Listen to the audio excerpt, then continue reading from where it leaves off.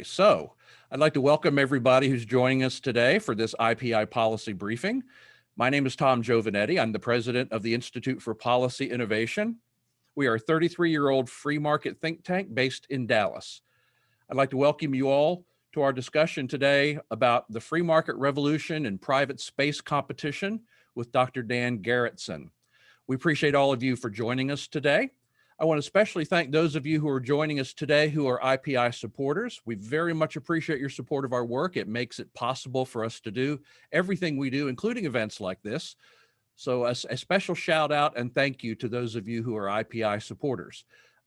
If you're not, but would like to be, please contact Addie Crimmins at IPI. Her contact information is available on our website, Addie Crimmins, and she would be more than happy to talk to you about becoming an IPI supporter.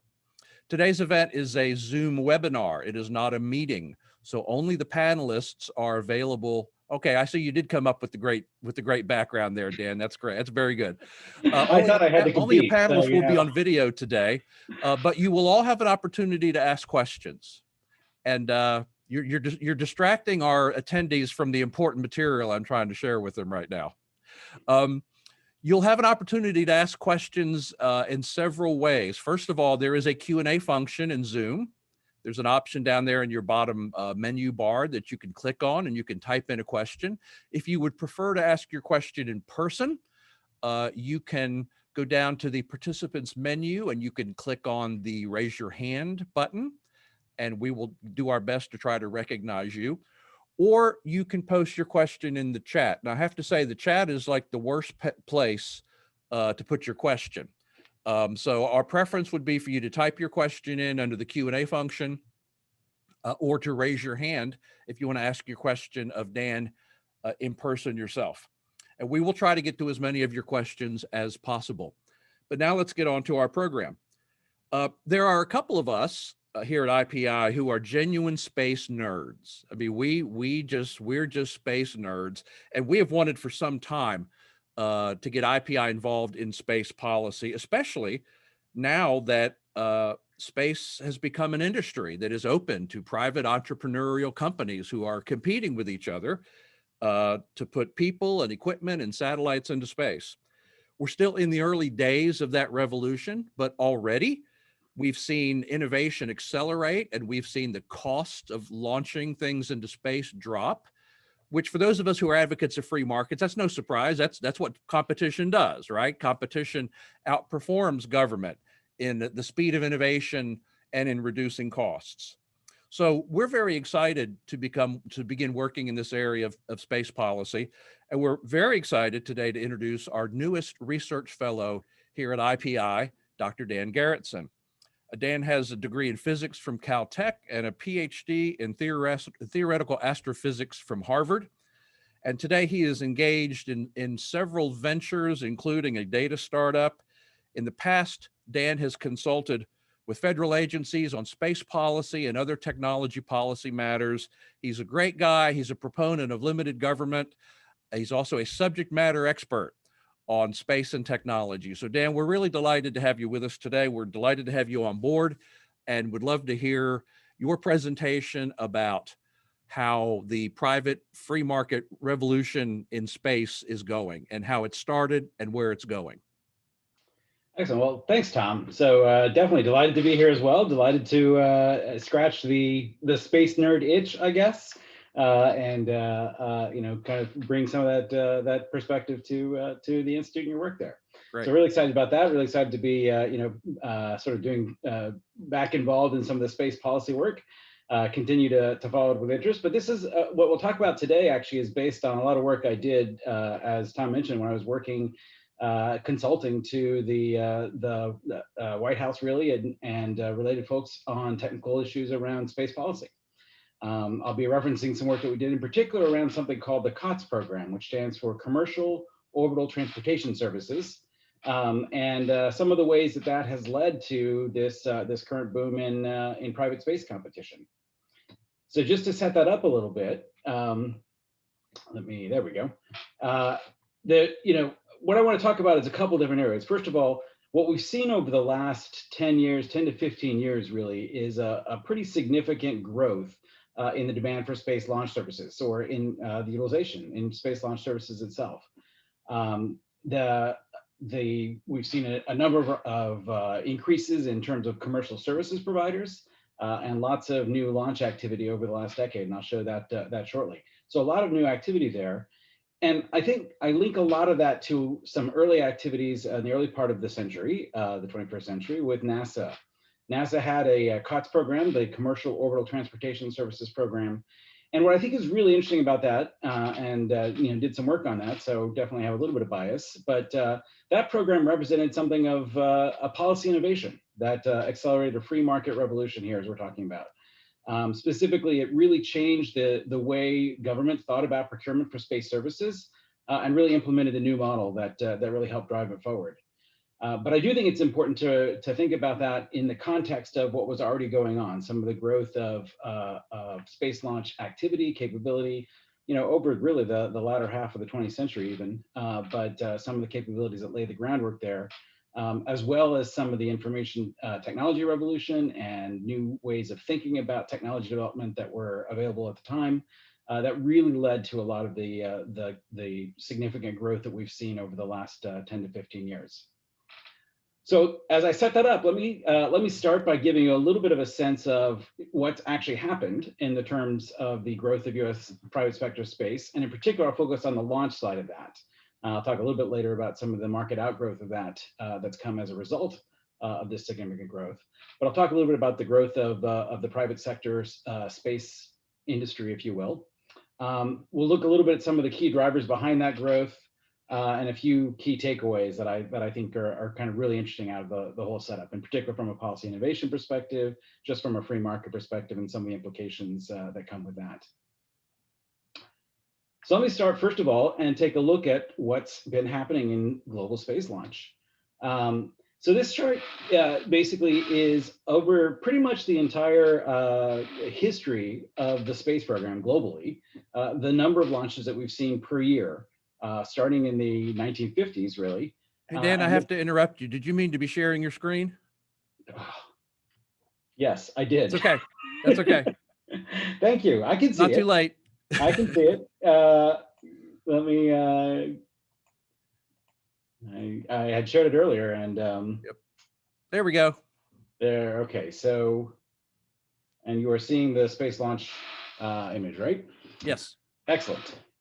So, what you see here is basically the history of the space launch industry over the last, basically the entire period of our space exploration activities, starting in the early 50s. And as you can see, essentially we had the whole space race throughout the 60s, 70s, into the 80s, where essentially there was a ton of activity in terms of space launch activity. Of course, throw a lot of dollars at it, put a bunch of stuff up in space, get the astronauts onto the moon, and so forth. Lots of activities. You can see significant activity in the 100 to 150 launches per year of whether it's satellites, unmanned vehicles, or notably, of course, the manned vehicles that came along with that. But that started to drop off, heading into the 80s and 90s, and really reached a nadir in the 2004 timeframe, where we got down to something like 60 to 70 launches in the 2004, 2005 timeframe. So significant drop there. And then you see heading into the last decade, last 10 to 15 years, significant growth back. Now, what's interesting is to start to look at, is there anything different about what's going on in the early part versus the latter part? And in fact, there is. So let me take I'm not going to go into too much detail on the sort of 50s through the 2004 timeframe, but let's take a look at what's happened over the last 10 years in particular. There we go. So this chart is showing the number of launches that we've seen specifically from 2010 to 2020. And how they break out. And I've divided them into three categories just to sort of really help understand what's going on with the growth here. The first is the government category itself. So these are where government actually has done the launch. And this is globally. So this is, of course, obviously US space agencies. Russia's been doing a ton of launches. We've got India, China, the European Space Agency, et cetera. So there's a lot of government directed activity.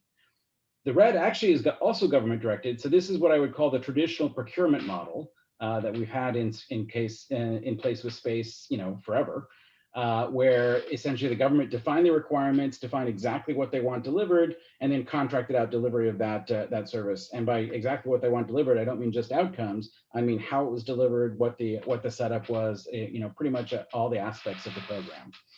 Some aspects for input, obviously, from the community to really shape that, but really driven very much by a traditional government contracting process. What I've added in as a third category here is the so-called private sector. And there is a little bit of ambiguity. Some of the government-funded work is trended in this direction, but this is where a lot of the capabilities were funded by the private sector.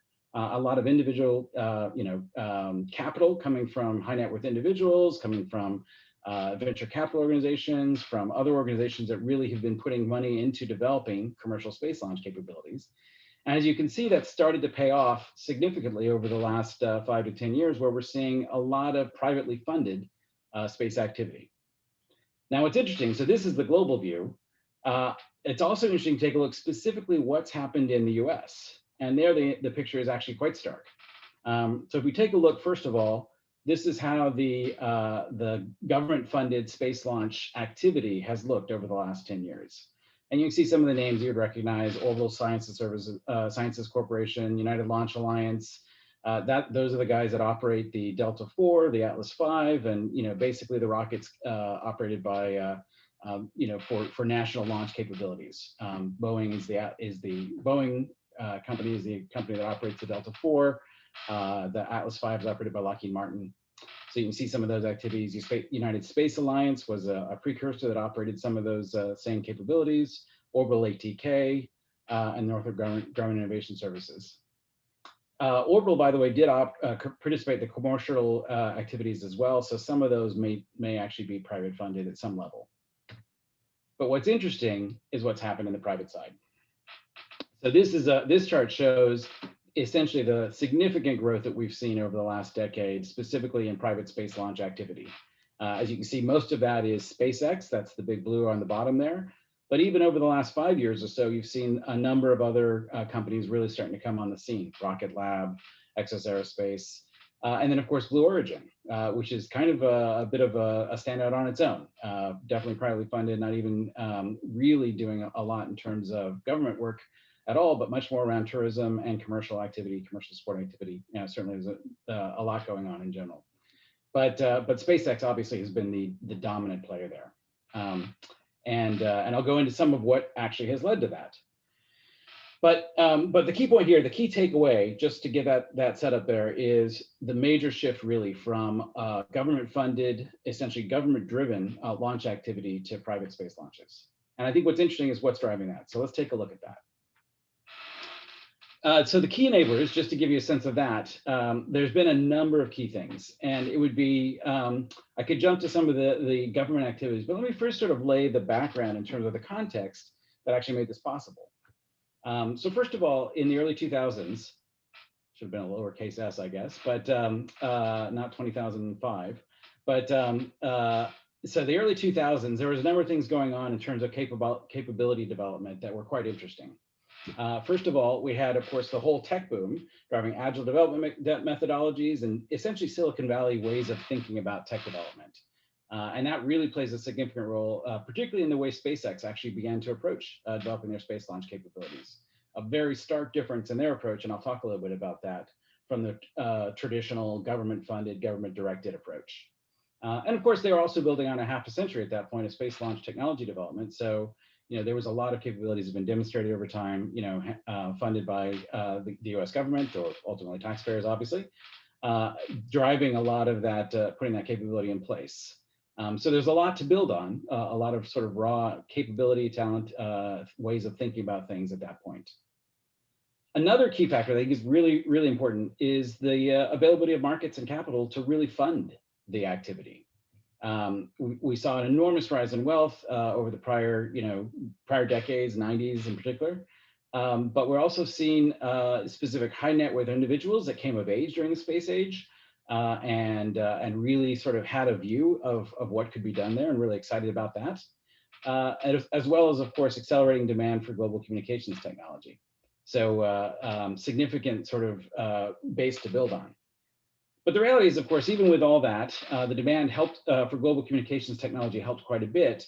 But there was still the big carrot, if you will, of government space activity, whether that was supporting the International Space Station, military launches, et cetera. And for the most part, that was still controlled by the government procurement process, and had all of the sort of baggage that came with that. So what was, I think, really compelling at that point was in the the 2000s, the 2005 to 2006 timeframe, the sort of origins of the NASA Cots program. That's again commercial orbital transportation services program that really sort of led to a lighter touch on how they funded space procurement, and then a setup of a carrot to attract space development. So I'll talk about that in a few minutes, but that's kind of the groundwork, the way to sort of think about what happened. You had a lot of capability available, a lot of capital available, and then the NASA COTS program really changed the way we thought about procurement, that kind of policy innovation that enabled much more directed activity in the commercial space and really incented the development there. Let me just sort of quickly run through things just to give you a sense of some of the activities there. So what I mean by the Silicon Valley mindset, just to give you a few key points there: rapid iteration of concept. Agile development really applied to space launch. Test and learn. Failure being a learning experience, not something to be avoided. I mean, obviously you want to do your best to avoid it, but still, you can learn from the failures and sort of adjust and move on. Fail early, adjust direction as needed. Acceptance of the risk-reward trade-offs, things like that. Let me give you a specific example. So I talked on a number of times to SpaceX in the 2004 to 2010 timeframe, really, as they were beginning to put in place their activities. So they started with the Falcon 1, were building up to the Falcon 9, talked to their team that was developing the engines, the Merlin engine that powers the Falcon rockets. And it was very interesting to look at how they approached the development capability. I also talked to some of the other traditional government players. And just to give you a sense of that, let's take a look at specifically the engine development itself. The SpaceX concept really was put together an engine, fire it off. If it works, awesome. If you learn something there, if it fails, then you can also learn from that, but do it repeatedly. Failure was not a problem at that point. In fact, it was, again, the way to learn about how to build out the engine. They developed new capabilities. They essentially refined what they were doing, refined how the engines operated. They developed capabilities for automating some of the production. So by having to produce engines over and over again to deal with failures and so forth, they got a lot of experience putting the engines together. It was a really interesting example, if you will, of that agile, rapid iteration development process. At the same time, as I mentioned, I talked to some of the more traditional government players, and it was in terms of that approach. The typical approach was a very highly engineered, very capable engine. So also came out with incredible technology, really works of art in many ways. But a lot of it was very sort of a manual process. One element of how you put the engines together was very much manually laying tubing around the rocket nozzle. I can get into some of the details on that, but it was essentially a way to ensure cooling of the nozzle during launch. Tended to be a manual, very expensive, but very, very precision activity. And part of the reason they did that was in terms of the procurements, they really felt they could not have a test firing of the engine that failed. A big sort of issue against having the engine fail during the development. So essentially there was so much work done up front to ensure lack of failure that it sort of cut off a lot of that learning possibility. Well, not going to name names or anything like that, but it was a very stark difference in terms of how you thought about that development approach. And I think that was key in terms of really setting the stage for some of the development that follows, and then the reduction in price. So that's one. That's the technology development approach. I also mentioned there was the availability of capital at that time and some of the high net worth individuals. And I can't resist at this point, even though I get zero audience feedback in this context, but to bring up the old joke about building a fortune in space. And I'd say stop me if you've heard this, but you can't. So I'll just say it for you anyway. It goes something like this. How do you become a millionaire in space? Pause, let that sink in. Okay, so you need to start out as a billionaire. And I think you get the idea.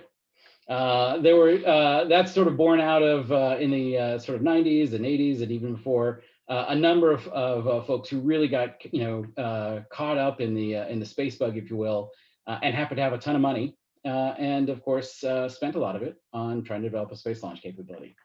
Didn't work out so well at that time frame. That obviously has changed over the last 10 to 15 years. But what really drove that? I think, just the fact that the technology was being developed, but the fact that we had the wealth as a society, as a world in many ways, but certainly as the U.S. Rising per capita incomes, post World War II, just significant growth in overall wealth, and this is both current and per capita constant dollars.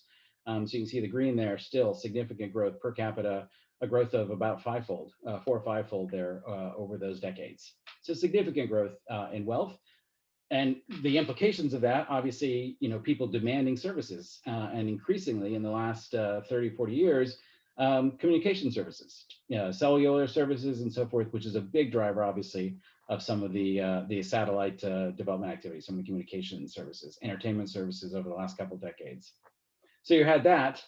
But in addition, you also had the sort of fraction of 1%, the fraction of 1%, the high net worth individuals. And I mentioned some of the folks that really came of age during the space race, and really were captured by some of the growth. And this is just a sample. The source I had, they had some problem with the 97 to 2000 data, so I kind of ignore that little bit there. This came from Statista, though.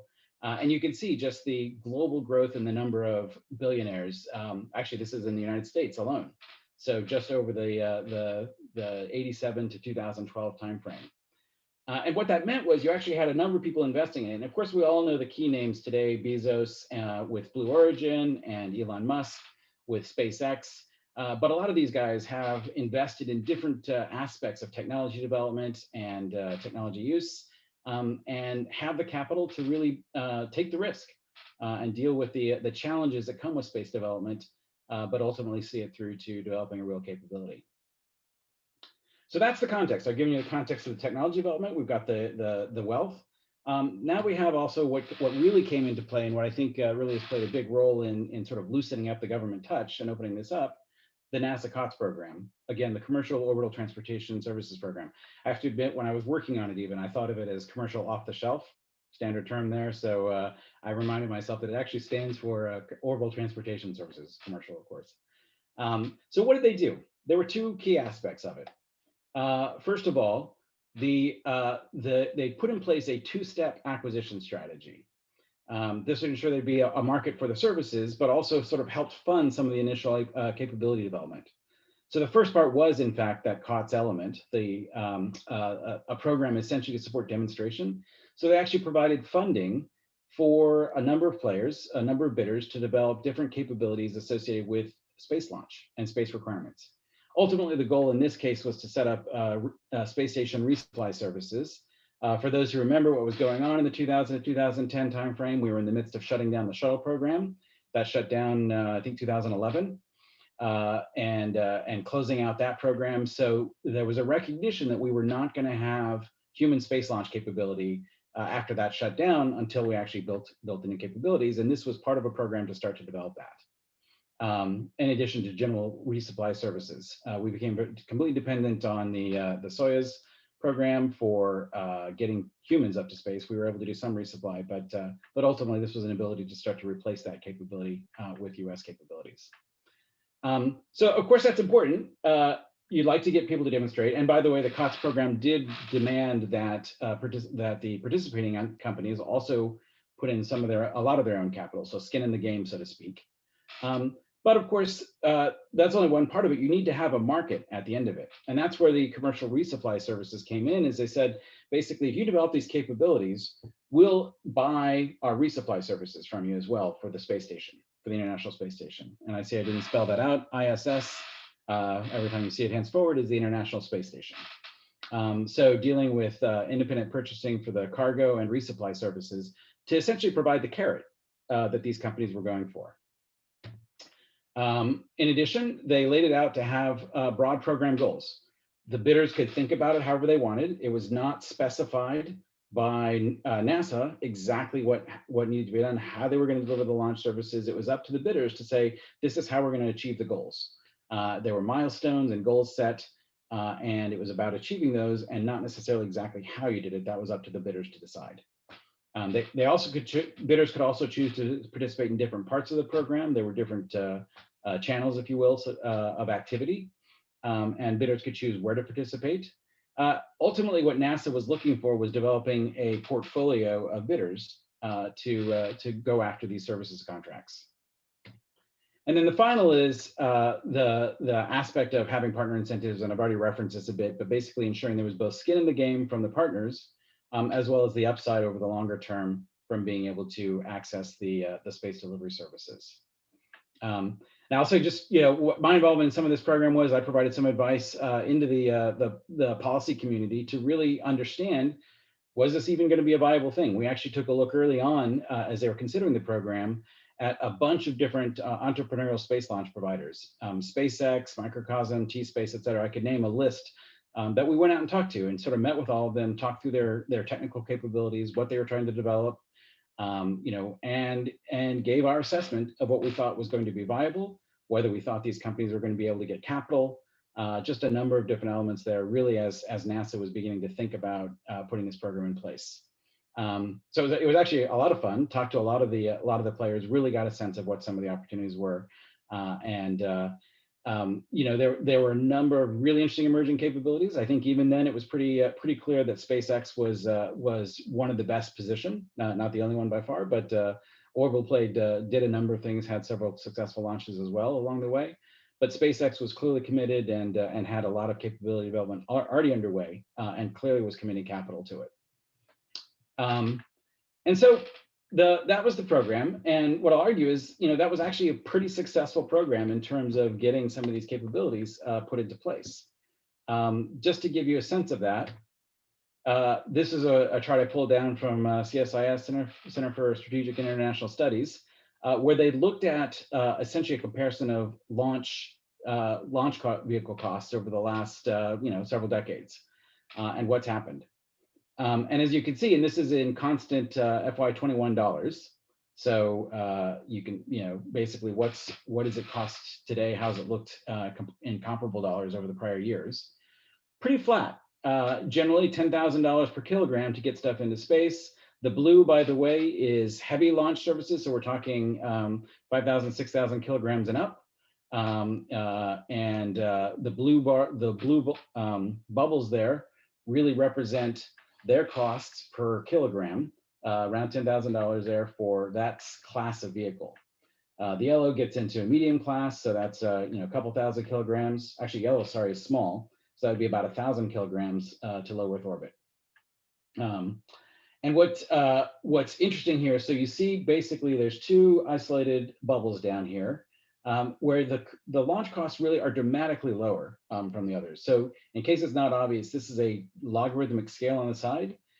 So this $10,000 line here, the $2,000 line is here. So they're getting launch costs per kilogram down in the 2,000 range for this one bubble in about the 2010 timeframe. And then under that, around $1,500 per kilogram in the 2018 timeframe. Now, I'm sure, and I would love to get the audience feedback, but some other time perhaps, you might be able to guess who those are. The one there is the Falcon 9. The Falcon 9, by the way, stands for, the 9 there means that they had 9 engines on it. This is the SpaceX launch vehicle. And this is their core vehicle. I will say when I met with them in the 25 to 26 timeframe, was right around the time they were starting to develop the Falcon 9. They had actually been working primarily on the Falcon 1 up to that point, which means one Merlin engine that was meant to be a small sat player. This is where they were moving into the space. And it was a lot of, I wouldn't say completely driven by the Cots program, but that was certainly an opportunity that was held out that really led to some of that development. Now, the other one also happens to be SpaceX. That's what's the Falcon Heavy. And basically what they do is they take 3 Falcon 9s together, strap them together. So you've got a Falcon 27, I guess. That provides that capability. So they're getting substantially lower cost per kilogram. Now, that's still expensive if you're talking about trying to get a person into space, typically 100 kilograms and up in terms of mass that you would need to lift yourself and go have a nice vacation in space. So at about 1,500 kilograms, you're still talking, $1,500 per kilogram, you're still talking $1.5 million. Not going to be the average person being able to do that. And that's at the minimum, of course. But hey Dan, how does that compare to what we were having to pay Russia to get an astronaut into space? Excellent question. I think, so if we're at the big bubbles up here really are some of the Russian launch vehicles. It's still in the $10,000 per kilogram Yeah. kind of range. So that I don't know exactly what the contracts were on that, but figure basically $10,000 a kilogram. An astronaut plus whatever accoutrements they need to bring along is going to be, at least 100 kilograms. That's at the bare minimum. So you're going to be up from there. So you can see you're 10 million up. Yeah. I think the contracts were probably more in the, multiple tens of millions up from there. Yeah, I had the impression that they were sort of extorting us there toward the end on costs there. So that makes for a pretty significant difference. It does. If you have the monopoly on services, why not, right? Yeah. Yeah. Yeah, exactly. So that was a challenge, and definitely was seen as a vulnerability when I was doing the study, and of course became the real vulnerability thereafter. So anyway, so what has that led to? So as you can imagine, with a lot of that much lower launch costs, we've seen a pretty much an explosion in terms of space launch activities. Some of these are launch services. Some of these companies here are different services that are taking advantage of that, whether that's Earth observation. But this just gives you a sample, and I'm not even going to go into any of these on what they are. You see SpaceX and Blue Origin, and probably a few other names you might recognize, but a ton of names you probably don't recognize of companies that are really doing interesting things in terms of developing space capability. You got Virgin Orbit as well. They're developing space launch capabilities. That's different from Virgin Galactic. RocketLab is one of the other space launch providers over here, which you can't really make out in this image too well, but that's one of the other ones that I mentioned that you saw some of the space launch capabilities there. So a bunch of activities, and you can see also in Exos Aerospace is another launch one, and then a number of other space communications and so forth. So an explosion of activity, but in particular, a lot of it's really focused around some of the communication and commercial services that have opened up. I mean, obviously there's still the military activity, but what I did was that this chart is essentially taking the last 3 years of launches, and I basically did a quick word bubble from it, pulled out what are the most common terms and so forth. I X'd out space, which turns out to make International Space Station turn into International Station. So you'll have to, ignore that problem. But I X'd out some common words that you would expect to see in here just to get a sense of what the commercial activity looks like. But if you scan through this, you see geostationary communications, you see cargo delivery for the space station, resupply services contract obviously is a big one there. Starlink Mega, I'm sure we've all heard of that. The newly launched internet capability service that SpaceX is putting together. Just a ton of other kinds of things there, with essentially driven by this explosion of activity, a lot of commercial implications in there. Now, of course, you also see US National Reconnaissance here and optical imaging. You obviously had a bunch of missions still going on in the government sector over the last several years, but the interesting thing is just that growth of the commercial communications activity, which has been going on along. So this is not to say that that's completely new, but it is definitely driving growth of launch activity. So that's the quick overview. I do want to leave some time for questions, but let me just sort of give you a few of the takeaways that I think are important about how to think about this. So first of all, the context is critical. I mean, definitely a big free market advocate here. I think, having the market, putting in place the capabilities that led to the groundwork for the space launch development. Obviously, there was a space launch technology funded by government, but you also had things like, as I mentioned, the market growth, the general prosperity that we'd seen over the prior years, the high-tech industry, the commercial way of thinking about technology development, and of course the ability for the private actors that had both the vision and the resources to create some of those capabilities. So that context was truly critical. And ultimately a key thing. But I think also then the fact that the government came up with a way to, in a sense, get out of the way and enable it. The NASA Cots program was a policy innovation that essentially accelerated the free market revolution by taking a lighter touch and allowing independent bidders to really create new capabilities, new innovations, and accelerate the adoption of space.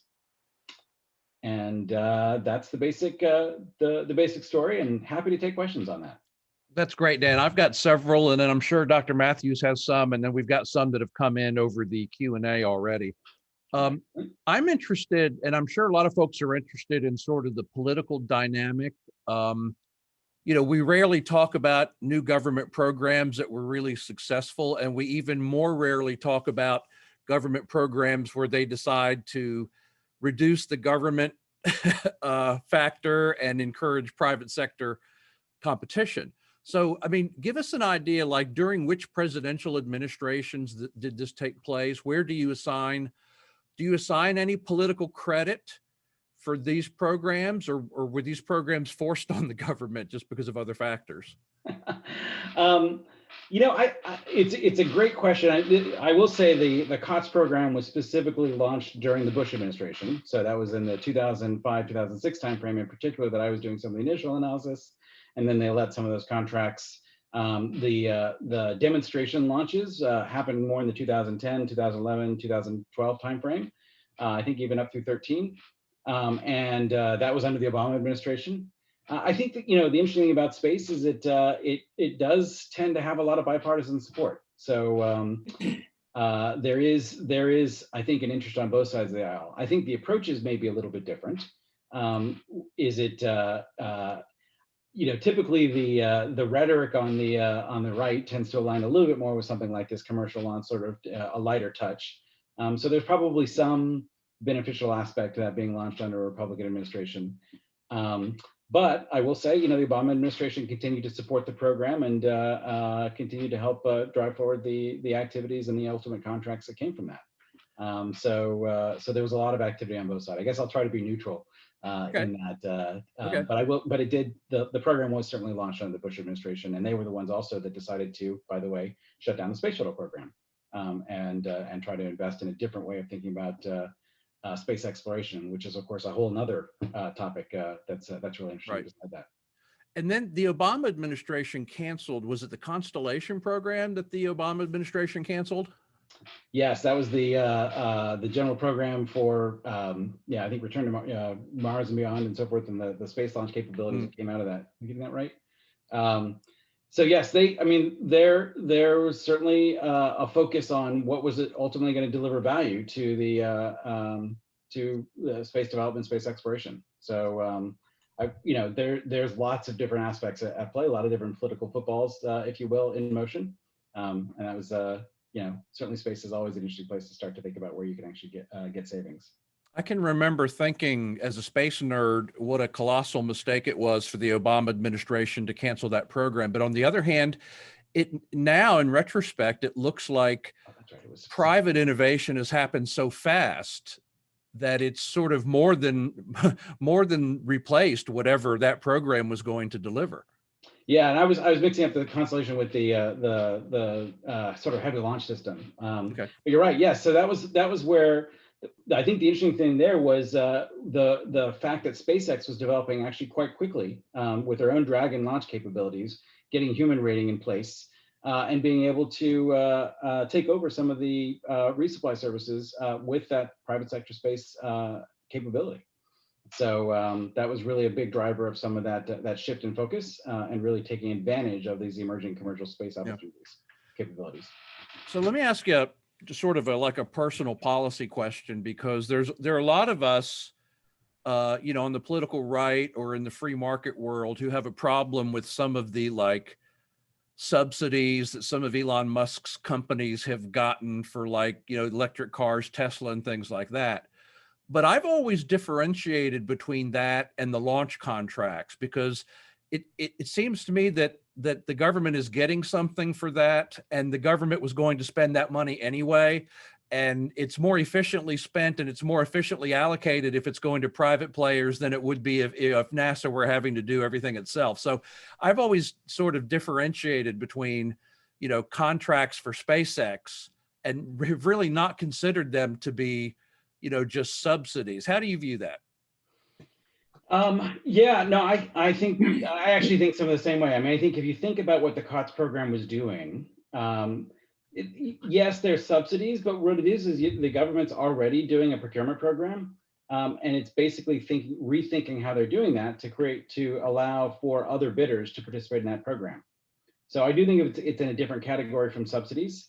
I wouldn't necessarily say that the other development programs were subsidies per se. I mean, they're still buying services. It's just a different way of thinking about the procurement process. One is a very sort of specified, directed process where the requirements are laid out in extreme detail, versus the SpaceX is saying, we're going to buy these services. We need to accomplish X.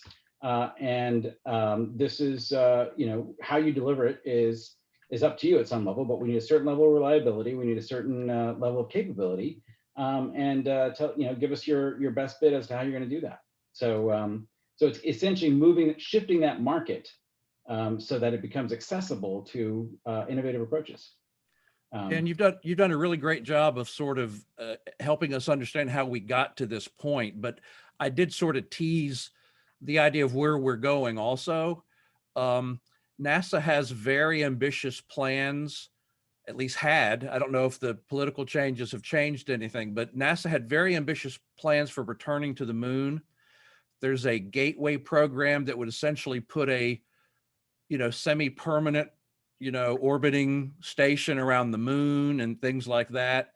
Yep. My understanding is that some of that is going to be, government itself, and some of that is going to be, SpaceX and other private contractors. It sure sounds to me almost like pie in the sky. What do you think about those programs? Have you studied those programs? Are they realistic? Is that going to happen, do you think, or is that really too much to ask for? It's a great question, and it's kind of a weird cyclical sort of thing as well. And there is a little bit of political aspects to that. I do think the Biden administration has already expressed support for the gateway program referring to, or at least some of the return to moon activities. What I saw, so I was involved early on. Actually, sort of started working in some of the policy arena just after the Bush administration announced the Moon, Mars, and Beyond program, which is the notion of let's set up a moon base first. Let's do this pay as you go kind of thing, or go as you can pay, I think was also how they phrased it. Set up, let's set up a moon base first, and then we'll sort of build from there. We'll get capabilities. We'll show that we can live in space. Then we start to build out to Mars and so forth. There was always a competing dynamic in the space community, if you will. It's like, oh, is that the way we're to do it? Or should we just, let's go for broke. Let's put people on Mars. Let's build this massive heavy lifter. And of course, you saw some of that emerging out of the shuttle program shutdown, the notion of repositioning some of those assets and capabilities and turning them into a massive heavy lifter. And then you saw kind of a shift in the Obama administration that I think sort of started focusing a little bit more on some of the longer range goals and abandoned some of the incremental approach. So a bunch of shifts over time. At some level, it's hard to keep track of who's on what side, because as with many things, it's much more of a debate among different aspects of the space community than necessarily among the left versus the right. Sure. So not the usual political parties align there.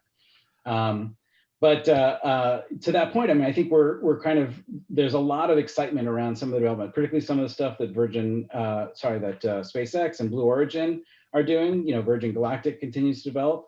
The other capabilities that are really creating the possibility. You've got X Prize activities still trying to, the Google X Prize, I think it is the moon circuit essentially, and trying to develop capabilities there. So you've got private sector activity, you've got ongoing public sector interests. Those tend to be more the long range, and I think there's a general philosophy that where the government should play is probably more on those farther out exploration initiatives. If you think they should play at all, that's an interesting other debate.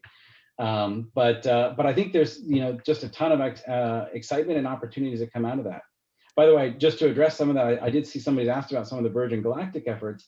It's interesting to see some of this. I will say, having been watching this for, well, certainly most of my life, but been deeply involved in some of the policy stuff for the last 20 years, I would expected Virgin Galactic to be sort of functional, at least on their suborbital stuff, quite a bit before now. So it's, I think there's an interesting point here as well that, yes, it's incredibly exciting, but this is still incredibly hard stuff. You're talking about accelerating humans to an incredible velocity to get them out of the atmosphere. And you need to do it in a way, ideally, that's safely. Can't be throwing away astronauts every time. So there's just a lot of effort that goes into this, and it just takes time to develop those capabilities.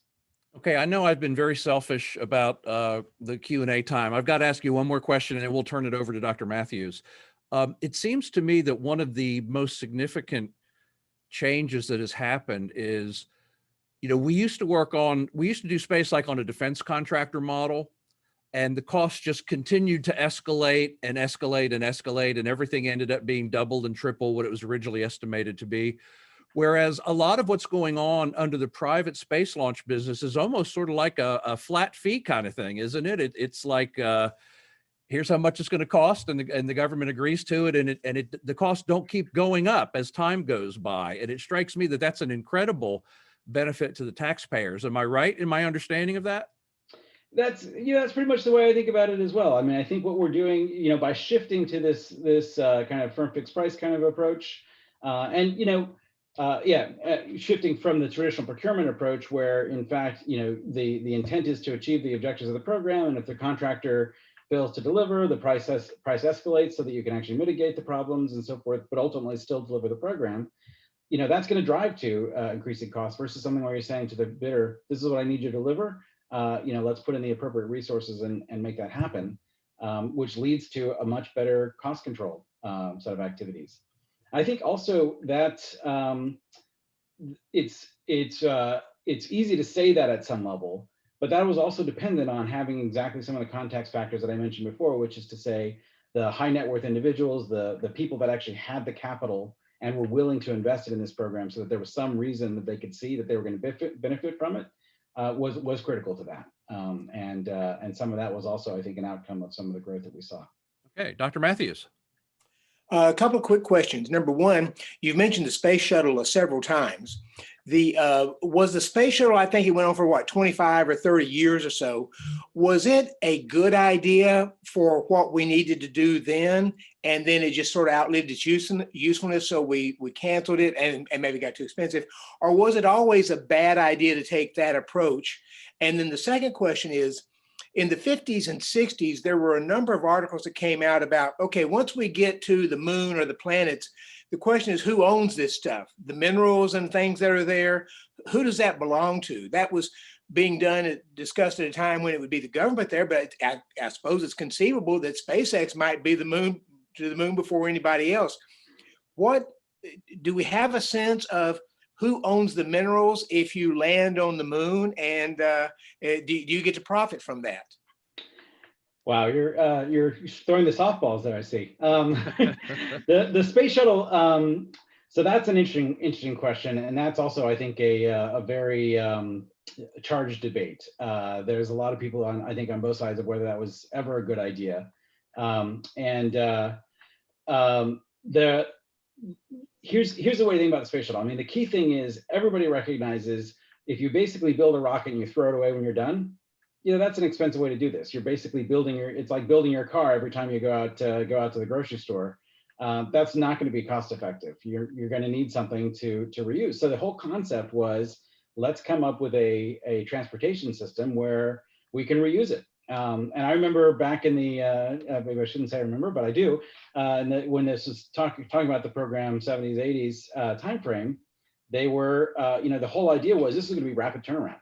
This is going to be something we land the shuttle, it's ready to, turn it around, put it back on the launch pad, put the satellites and the people back on it and launch it back up. Well, obviously we never saw that. And I would say a couple things that affected that. Obviously, when you had the Challenger explosion in '86, you saw a big jump in time from landing to launch again.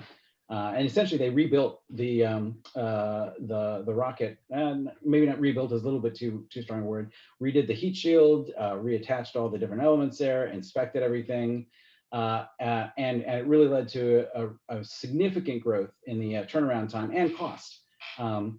Even before that, it was, I think, pretty clear it was not going to achieve its cost objectives. But after that, it became increasingly untenable to say that we're going to substantially reduce launch costs by having it there. And of course, with the Challenger explosion, you saw also the military said we're not going to be dependent on the shuttle, and developed separate launch capabilities to ensure that they could always get the capabilities they needed into space. And by the way, of course, that was only made worse when you had the Columbia disaster, not really explosion per se, but Columbia disaster in 2001, and the loss of capability there. So you had a number of things that sort of made that untenable. I think there are many that would argue that it was unviable from the beginning, just in terms of a lot of conceptual issues, engineering issues, and so forth, but certainly that became increasingly unworkable as the cost escalated. And by the way, this gets back to the point I kind of glanced on a few minutes ago, which is space launch is fundamentally hard. I think it's easy to forget, we see people doing it and being successful. It's a challenging proposition to get things up to, 20 times the speed of sound and orbiting the Earth at every 90 minutes. It's just an incredibly difficult thing, and still have the ability to bring it back safely. So, and then the land, there are legal frameworks in place for who owns the resources in space. I have to admit, I've not looked at that closely, so I'm not an expert on the mineral rights, the ownership rights, and so forth. But it is interesting. People are definitely focused on that. You've got some folks setting up companies and trying to think about ways to start to mine satellites. You think about a satellite with, asteroid. Think about an asteroid with enormous platinum reserves.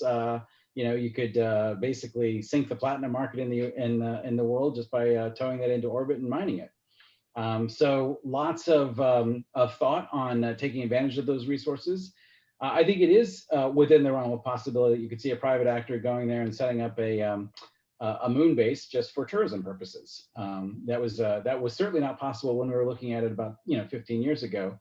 But now that's becoming much more possible with the growth of some of these launch capabilities and the stated objectives of folks like Blue Origin and SpaceX. And I'm going to have to, I would say, I could comment on the legal stuff, and I've certainly read up on issues of it, but I'm not the expert that would really sort of give you probably the best guidance on that. I know a think tank guy who wanted 15 years ago to start up a space law program, and just no one was interested. And he was 15 years too early, because, as Dr. Matthews says, these are going to become real issues within our lifetime. Who owns that asteroid? Whoever gets to it first? Is it going to be a land rush? Like the Exactly. like the California land rush or something? Right. And you got the space treaties, and will the space treaties matter? So that, right. Think about. I'm a big fan of the Expanse program, but you think about, you get into different groups that have basically grown up in space. Maybe 80 years from now, 100 years from now. What will they own, and what will they claim rights to, and what will they care about? U.S. treaties, Earth treaties that might have specified rights before they were born. Yeah, like, who are they to tell us what we can do? Exactly. All right, well, let's get to some of our audience questions. We have a question from Mark De La Chapelle, who asks, what solutions have emerged to make small payload integrations more affordable? He said, at Exos, we had relatively tiny payloads, but with such a small vehicle, there are obvious hurdles to overcome. The big focus on that has been a lot of the standardization. So the integration, obviously, it's a major challenge, because you've got to deal with vibrations, you've got to deal with the different payload dynamics, and every satellite is different at some level. So you have to rethink that integration. Obviously, some of the computing capabilities, some of the abilities to do the modeling of the stresses, the dynamics, and so forth have really helped improve that, but it's still a big challenge to try to do that modeling and effectively ensure that the satellite or whatever is going to survive the launch into space. But in addition to the technology advances, the growth of information technology, the standardization, I think, plays a role there. And I know, like the CubeSat program and other kinds of things that really tried to standardize that, I think makes a big difference. You've got, Kuiper, the Amazon Kuiper stuff, where they've got, 3,000 some odd satellites. Starlink is 2,500, something like that. I don't know the exact number, but they're looking at, essentially large numbers of satellites, very standardized. It becomes a much more, manageable process to think through how to get those onto the into orbit safely, and without sort of compromising the integrity of the satellite or whatever. And so that's as opposed to one little satellite on one tiny little rocket, essentially. That's right. I think I'm trying to remember the exact number on the Starlink launches. I think it's something like 60 satellites that they launch at once and put into orbit. Arianespace was starting with this back even in the 2005-2010 timeframe, where they were doing, I think it was the Galileo system, we were putting like 5 satellites on a launch, but now they've taken it to the next level with some of the number of satellites they're doing for the internet service providers. So Our friend Joe Barnett asks, is there any commercial interest in taking over management of the ISS or repurposing the ISS? Can you foresee a time when the government might sell? Of course, we don't completely own it. It's a multinational, international project, isn't it? But Yep. at some point soon, doesn't the ISS sort of get to end of life, or is this something that can just be maintained indefinitely? Well, so there's probably a couple of answers to that. I'm sure there, if you think about it, it's a decent thought for a kind of a hotel in space for tourism. You could imagine it becoming something that becomes repurposed along those ways. There's a lot in the scientific community, and having been more of the scientific community in terms of origins there, that questioned from the beginning, what's the scientific benefit of the ISS? In many ways, it's become something more of a habitat where we've really been able to explore long-term exposure to space, long-term living in space. We've looked a lot at what it's done to human physiology, what we're able to do in terms of organic material in space and how it responds to growth and development in that environment. And there's been a lot of other microgravity experience. So we've learned a lot along the way, but I would say it's been much more of an engineering kind of success. So in that sense, I think it's much more of a political thing as to when we reach that point than it is a technology or engineering question. And are they willing to give up the control? I've talked to folks who have who've talked about the commercial potential. I'm not aware, I guess I haven't looked into deeply as to whether there's actual activities to do a commercial takeover, but certainly from a tourism perspective, you can see how this could become a very valuable kind of first stop hotel, if you will. Sure. Okay, we have a question from John Bartel. Well, we have a couple questions from John. John has a question about projecting. I'm going to interpret his question a bit. If trends continue, and so if the cost for launch continues to decline, what sort of future services, I guess the real issue is how transformative is that? What does that make possible that's not possible today? And I'm assuming that his assumption in his question is correct, that costs for launch will continue to decline. On the other hand, it probably can't decline to zero, right? At some point, we're going to get down to, about as cheap as it can be done. So how much potential do you see for continued declining costs for launch, and what might that enable? So it's an interesting question. There's a way to think about kind of the trajectory we're on, and then there's a way to think about what are some of the disruptive technologies that might totally change that trajectory.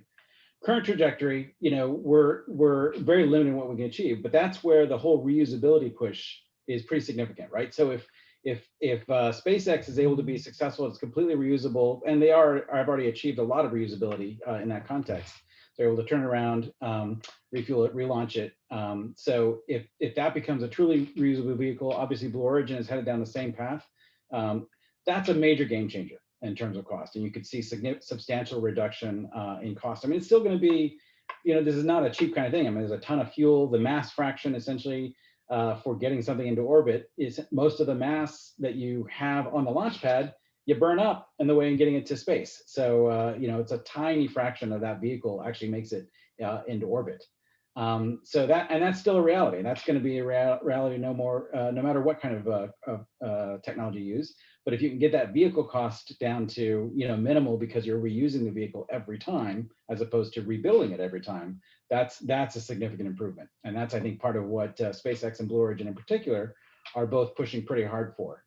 Now, so that's kind of the nearer term, is if we can get that reusability problem fully solved, that's a major impact. And then, of course, there's the fanciful technologies that could be, more like centuries out probably, but at least decades. Space elevator kinds of things where you do get it potentially down to, not free, certainly, but free-ish. But those aren't anytime soon. So it really is about that reusability is probably the big thing that can actually make the big difference there. We have a question from an anonymous attendee who wants to know, should we be concerned about space pollution?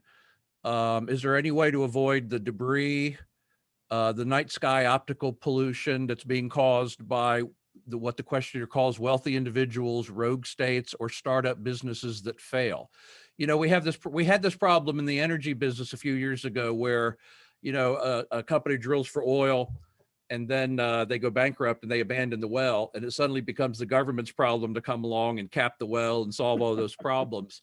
We do hear a lot of chatter about, space debris and all of these satellites that are being put up. Is that a legitimate concern? So the short story is yes, that actually is a legitimate concern. That is there was, I'm trying to remember what year it was, but there was the satellite collision that happened. I think it was an errant Chinese satellite that ran into another satellite. You end up with basically a debris cloud in orbit.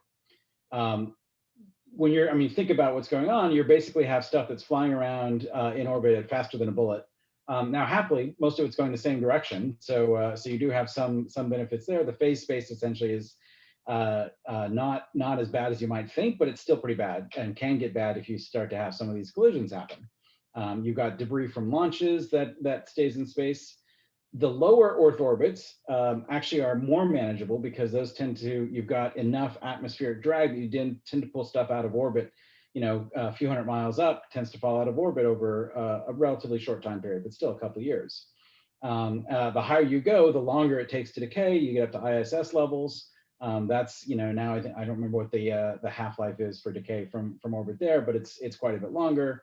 And now you've got to worry about some of these things. Somebody drops a wrench while they're working out the outside of the space station. Does that become now a piece of flying shrapnel that becomes a problem for some later launch? So that is a significant problem. I actually have a friend who's been part of different task force, and we touch base occasionally, but there's a lot of people starting to think actively about what can we start to do about this? How do we start to clean out that debris as it builds up and ensure that it doesn't become a major problem later on? Because some newer satellites they have the capability to deorbit them, but some of the older ones they don't necessarily, right? That's right. And there's been talk of creating capabilities to go up and actually grab the satellites, or put into orbit some sort of foam-like thing or something like that sort of drags it and then ultimately decays pretty quickly. So taking a bunch of debris with it. So there's all sorts of fanciful schemes out there, but it is a problem that is a concern. It's a tragedy of the commons kinds of issue of how do you deal with that debris. So that is realistic. I'm not as the light pollution problem. I would see if somebody put up something that is intended to sort of generate a lot of light, but I've not seen that as much of a concern. Although obviously, if you put up, like I said, the rogue state that put a nice visual display up at orbit that screwed up everybody else, that could be a problem. But definitely, the debris problem is a pretty significant one, and it is a concern. We have a question from John Bartell. He says, "Please comment on the U.S. Space Force." I think there have been treaties about the militarization of space, and I think at some point we just realized that no treaty is going to stop countries like the US and China and Russia from militarizing space. So maybe we should go ahead and do it. But are you a proponent of carving out a separate military division for the Space Force or not? So personally, I am not. No, Okay. I would much rather see the commercial interest continue to develop space and it become, continue to be more of a private sector kind of activity. I think even in general, where the government tends to go after programs, it tends to be overpriced, overspecified, and you're not sort of relying on market forces that might sort of keep the market discipline, the price discipline in there, and ultimately make it a much more viable long term. That's part of the reason I'm excited actually by SpaceX and Blue Origin and some of the stuff that they're doing around tourism. Actually, Virgin Galactic, similar visions there. But if we can start to open up to people and real commercial use of space, that's in my mind a much more interesting driver. But as you said, obviously there's the potential for militarization. Treaties will make a difference, but it's probably only a matter of time. But I'm not a fan of the kind of militarization of space. Would much rather see the commercial interests really develop it. Okay. And then we have another question from Joe Barnett. Joe says NASA is still short funding the moon project. Is there a role for commercial partners in exploiting the resources of the moon? It would not surprise me if that's true, but I think what Joe is saying here is that there's not been enough money appropriated actually for the program that they have envisioned. Is that right? So the way I would think about that is that's always a problem. And I don't see it as much of a problem. I mean, I think ultimately, again, back to the whole notion, I'd much rather see commercial interests. We did an analysis actually of what was the potential markets for space. And the truth is you've got communication satellites, you've got spy satellites, things like that. They tend to be a fairly inelastic market. So space launch cost didn't matter really if you've got a large business plan, direct TV, things like that, where you can make use of the communication satellite that drove that. Similarly on other programs. But then you start to think about, what are other things that can drive space launch? Well, tourism obviously is a big one. Our estimate was that you needed to get more like the hundreds of dollars per kilogram to make that truly viable and open up the opportunity to really make that a large enough market that it was interesting. So we're still a ways away from that, but I am encouraged by a lot of what's going on. And this gets back to the high net worth individuals. You've got the individuals that are investing in it, but you've also got the users that might have the money to sort of go on the jaunt to the moon or to orbit. And with that increasing population, that equation might change over time where, okay, maybe you've got a viable market at $200 per kilogram or $300 per kilogram. And so that's what I would like to see, is more of that. And then you've got, what are the resources we can actually exploit on the moon? There's obviously some, but the tourism destination becomes really interesting in that perspective. There are some scientific missions. You put observatories on the far side of the moon, things like that. But I think a lot of it becomes, do we get people that are really excited about this and interested in taking advantage of those capabilities that open up? That would be the much more interesting thing, and I think ultimately the longer term, longer viability kinds of routes to commercializing and growing space presence. And SpaceX, not SpaceX, Blue Origin in particular is targeting space tourism, right? Yes. So they've got they're very much on the commercial side in general. So they've got a commercial satellite launch capability, but also space tourism. Definitely a significant part of their business plan. And SpaceX talks about it. They're of course supporting ISS resupply. They've got the commercial satellite capabilities as well. Almost all of the suborbital providers, and it's mainly Virgin Galactic, I think, is the one that's in the lead there. But it's completely about tourism. It's a shot up. You're not going into orbit, so it's not like they're staying up there. But you basically take a joyride into space, nice view of the Earth, get some few minutes of weightlessness. But that is completely a tourism kind of a play. Okay. IPI had a former NASA administrator, Jim Bridenstine, to Dallas 2 years ago to talk at one of our events. And he was very fond of saying NASA is going from being the provider to the customer, and that NASA was trying to reorient itself so that they are a customer. It sounds like that's maybe a bit of an oversimplification, but that does sound like that is sort of the trend, right? To go to more where the government is actually contracting with private companies to do things in space, which is a form of the kind of privatization that I think most of us who favor limited government like to see happen. Yeah, I think that's right. I mean, I think that's one of the benefits of the NASA Cots program, and what it was trying to accomplish was incentivizing the development of those launch capabilities so they really could make that transition. In fact, I mean, we actively talked about that. So that's definitely explicitly part of the thinking. Is why should we be the ones funding all the development of the rockets? Let's leave that to the commercial sector, particularly if we can incentivize it in some way, and they can then focus more on the long range stuff. Yeah, they'll probably still do propulsion technologies like ion propulsions or things like that are going to be more deep space relevant. But ultimately, if they can focus more on the science mission, and then we can decide, as a society, what it's worth from a science perspective to fund those, that's different than having them try to build their own, bus, if you will, at the same time. Okay, and we should probably wrap up. We're right at about the time we said we would stop. We have gotten a couple questions, Dan, asking if Dan's available to speak to other organizations. The answer to that is yes. And if you're out there and you would like to have Dan give a talk to your organization or your group, contact Addie Crimmins at IPI. And again, her email address is Addie, ADDIE, @ipi.org, or you can find her contact information on our website. And I'm sure we'd be happy to try to make that happen for you. Dan, we're delighted to have you with us and involved with IPI, and we're excited about the work that we're going to be doing on private space policy. Thanks so much for giving this talk to us today and for answering all these questions, and we really appreciate it. Thanks so much. My pleasure, and I look forward to feel free to reach out, and I'd love to sort of engage with folks who are interested in this. I see Dr. Matthews showing off that he can do something I can't do. He can do the live long and prosper. Live long and prosper. Okay, I'm not even going to attempt it. I can't do it. All right, thanks everybody for joining us today. We appreciate it. We hope that you found it to be of value.